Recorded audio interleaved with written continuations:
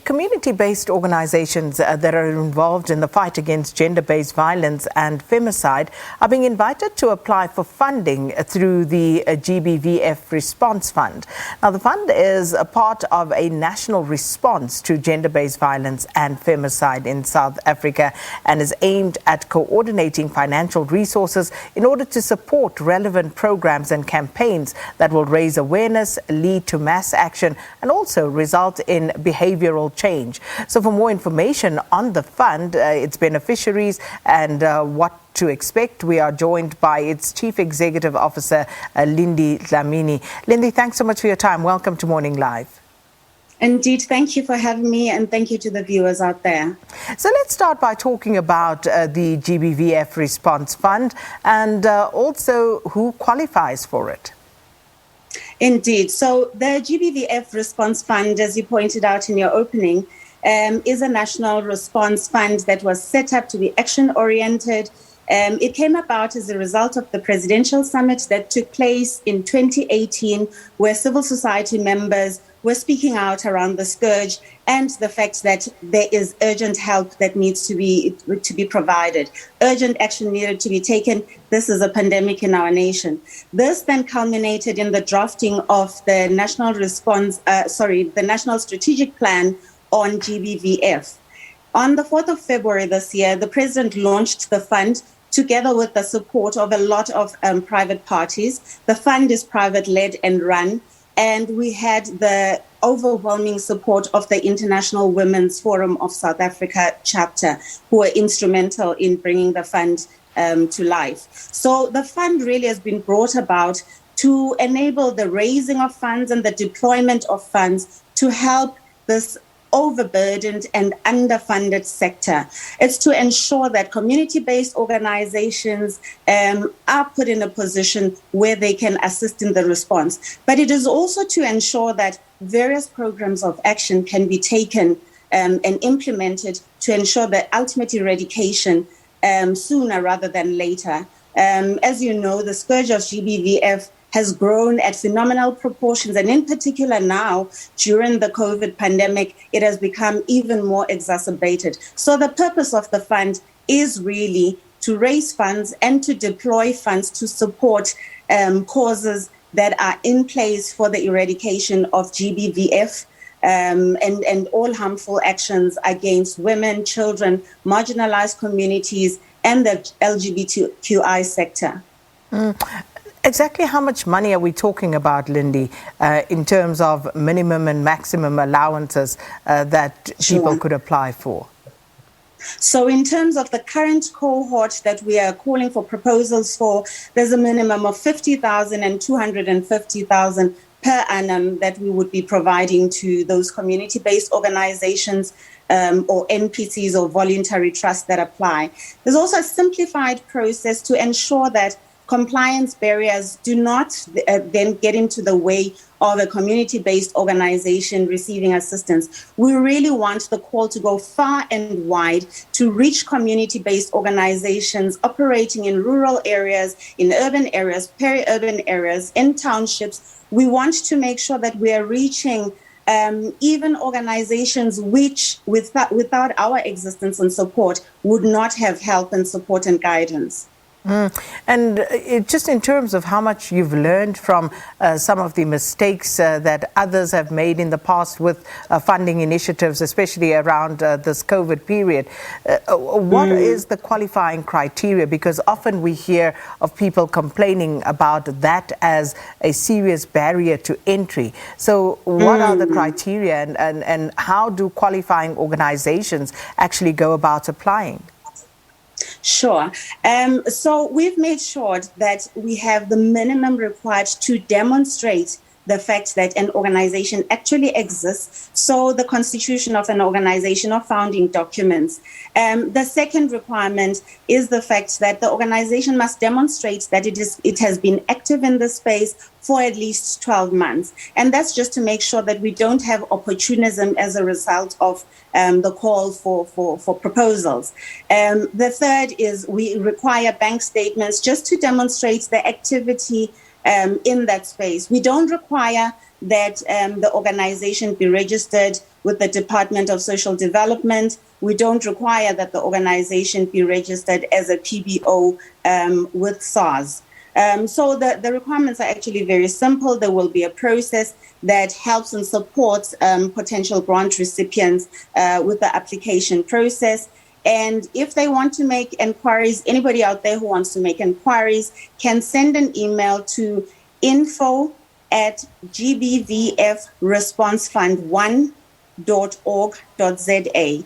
Alternatively, they can go to the website www.chikululu.org.za. Chikululu spelled TSHIKULULU. That is the partner with whom we will be working to ensure that we receive all applications, we vet them, and then we put them through a process of evaluating against the criteria that the fund has set up. And then what's the envisioned turnaround time for these applications, Lindi? So the call for proposal is open until the 6th of August. Within 3 weeks of that, we will have given responses to everybody, and potential grant recipients will then know that they are going forward into a further process. And it is at this point then, if there are certain deficiencies in the application, but the project and the proposal is sound, but perhaps the person needs support and assistance with SARS requirements, we will be providing assistance and support with meeting those requirements and having those submitted. And at that point, we will then handhold the grant recipient through the rest of the application process, right up to the donation agreement. It is a very intense engagement process to ensure that the grant recipient understands what they need to do, the timelines for reporting. There's an accounting process back to the fund to enable us to demonstrate that we have deployed the fund in a manner that is consistent with the objectives of the fund, and we've used funds responsibly, and we've made sure that the funds are being used responsibly. Lindi, what sort of safeguards have you put in place to prevent any fraudulent activity in administering the fund?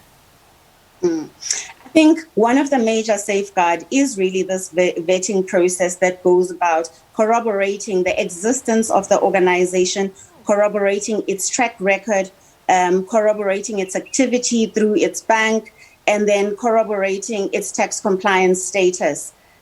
We will also be requiring a number of reports during the period of the grant.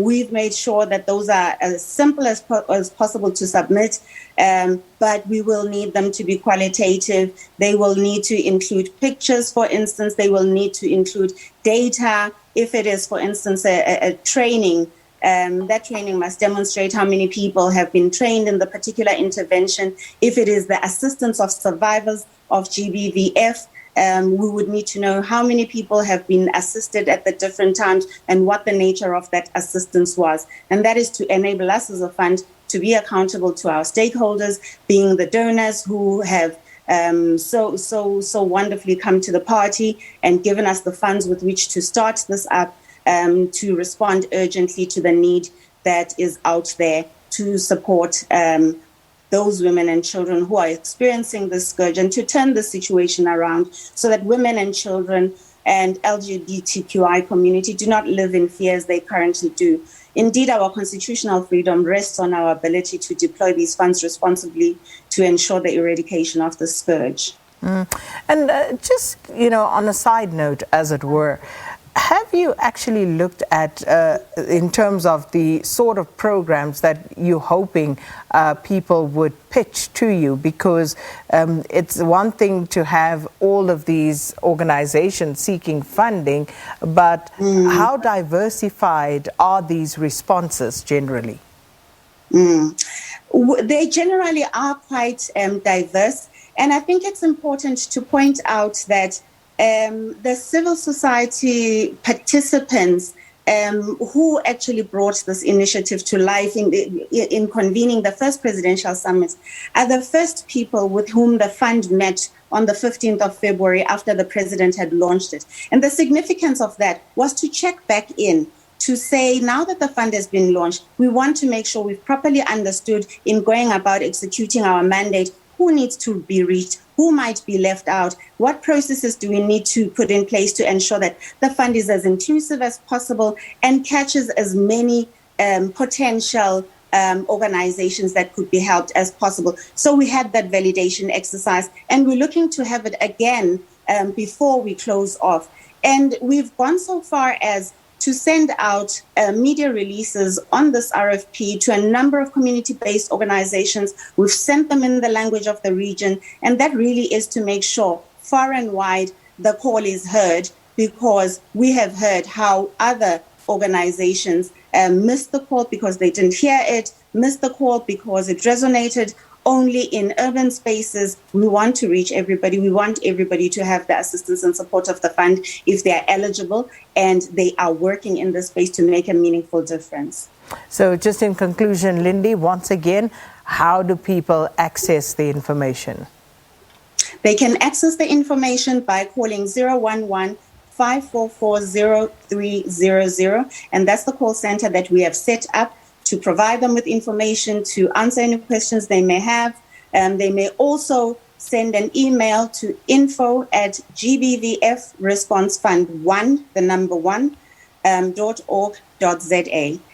Finally, they may go to the website www.chikululu.org.za. They will get application forms there. They will get some guidance on how best to go about applying. They will also get guidance on the application process that pertains to them, depending on the type of organization and entity they are. So there's an FAQ that really answers all the questions, but they may follow up with an email and a call if they need to do that.